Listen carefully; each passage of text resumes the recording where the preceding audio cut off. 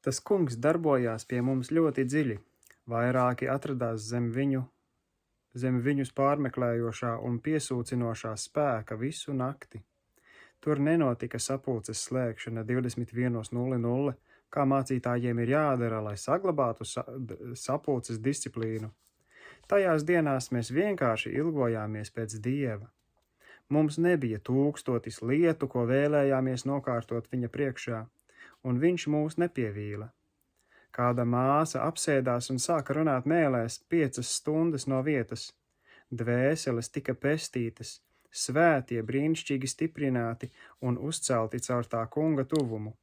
Liels skaits saņēma kristību garā, un misija kļuva pilnīgi gatava saviem vasarsvētkiem.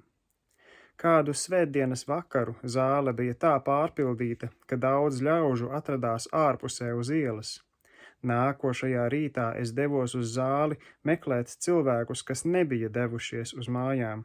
Patiešām vairāki bija palikuši lūgšanās visu nakti. Es tos atradu pilnīgi aizmirsušos Dievā. Viņi vienkārši nespēja paiet. Šo vietu bija piepildījusi Šekina godība. Tas bija vareni, tā bija godība. Mūsu nākošā sapulce notika Youngstownā, Ohio. Tur es sludināju Kristīgajai misionārajai aliansei, CMA.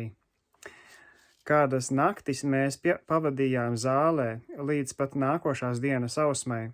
Mēs nevarējām to vienkārši atstāt. Dievs bija tik tuvu, ka neviens nejutās noguris vai miegains. Man šeit bija daudz īstu dvēseļu dzemdību. Kādās sapulcēs ikvienam bija sadzirdami apspiesti vaidi. Sapulces raksturoja daudz lūgšanas. Gars gaidīja uz katru kustību un uzņēmās pilnīgu kontroli. 2 sapulces atšķīrās viena no otras, kā diena pret nakti. Kādā sapulcē apmēram 5 stundas vadību pārņēma debesu klusums. Tikpat kā nebija dzirdama neviena skaņa, vieta kļuva tik dziļi iegremdēta klusā lūgšanā un bija tik svēta, ka mēs, cik vien klusu varēdami, aizvērām durvis uz ārpusi un šajā klusumā gājām viens pie otra, čukstēdami viens otram svētus vārdus. Kādu citu vakaru mēs noturējām pielūgsmi un slavēšanu stundām ilgi. Mēs šķiet ieskatījāmies pašā Dieva sejā. Tur sapulcēs nebija trakulības. Kādu citu vakaru mēs visi salūzām zem viņa mīlestības. Mēs neko nevarējām darīt, kā tikai veselu stundu raudāt. Katrs vakars bija atšķirīgs, un katrs nākošais šķiet aizgāja dziļākā līmenī. 2 vai 3 vakari pagāja tikai lūgšanās. Kādu vakaru gars krita pār mums kā kāda elektriska duša. Vairāki nokrita uz grīdas, un Dievs bija tas kungs visā šajā laikā. Tādu dziedāšanu garā, debesu melodijā es reti esmu dzirdējis. Daudzi saņēma runāšanu mēlēs, bet atkal izvērtās mūsu cīņa ar līderi.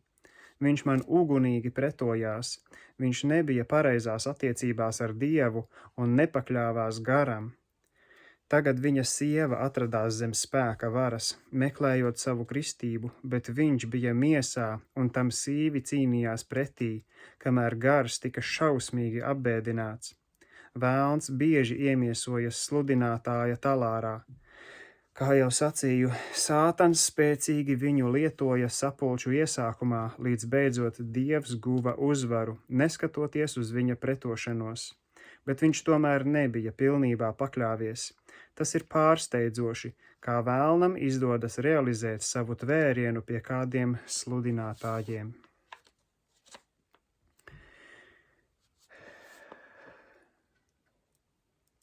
Kādu vakaru es sludināju Akronā, Ohio, kur nāca daudz svētību. Tad mums bija 5 sapulces Ņūkāslā, Pensilvānijā, atkal ar CMA.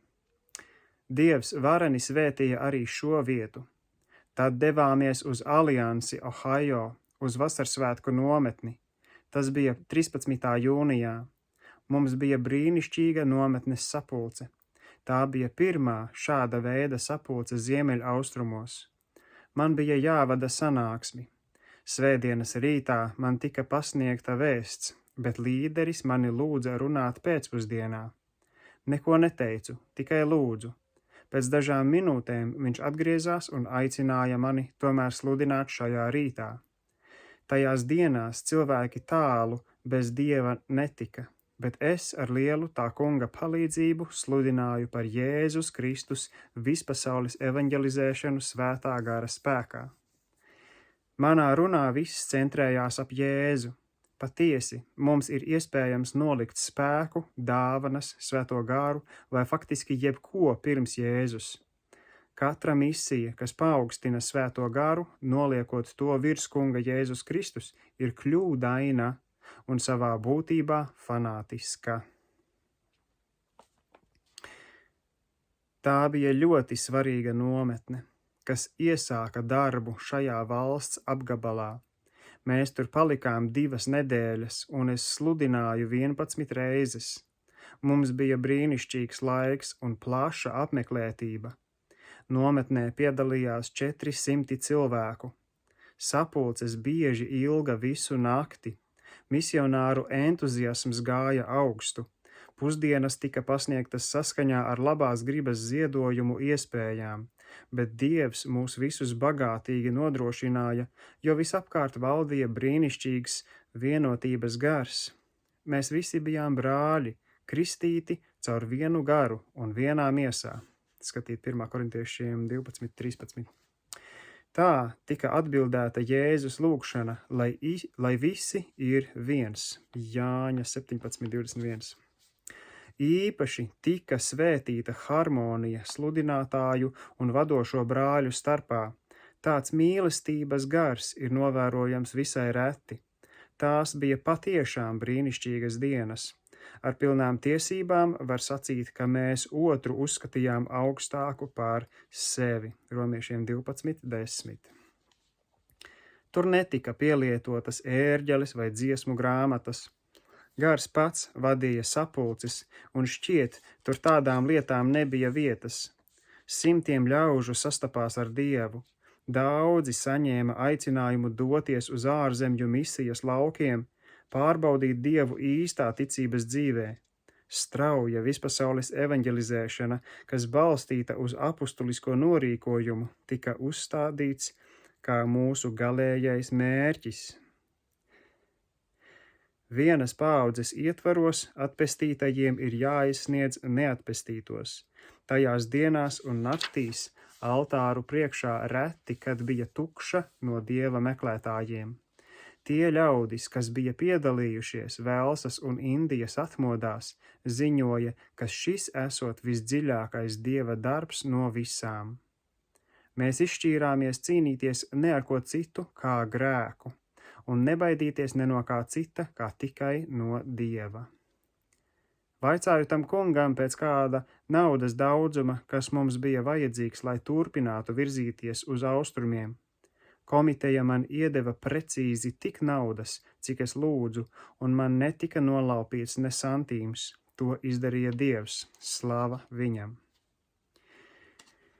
Mums bija varens laiks 42. ielas misijā Ņujorkā, Glad Tidings zālē.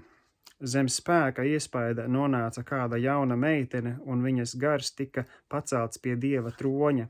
Viņa dziedāja melodiju bez vārdiem, kas bija tik debešķīga, ka šķita nākam no priekškara otras puses. Šķiet, ka tā nāca no citas pasaules, nekad nebiju dzirdējis tādas skaņas. Tajā vakarā bija ieradies A.B. Simpsons, un redzētais viņu vareni iespaidoja.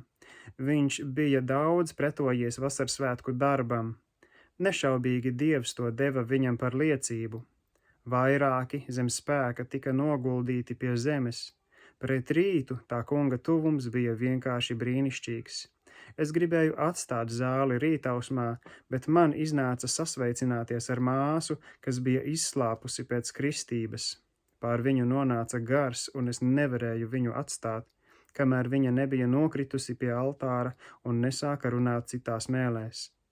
Kad atkal gatavojos atstāt zāli, Man iznāca padot roku kādai citai pēc gara izsalkušai māsai. Arī pār viņu nolaidās gars, un viņa saņēma gara kristību turpat uz ceļiem, runādama mēlēs, pirms es spēju no viņas atiet malā. Tā patiešām bija brīnišķīga nakts. Tagad bija pienācis laiks atkal turpināt Kalifornijā.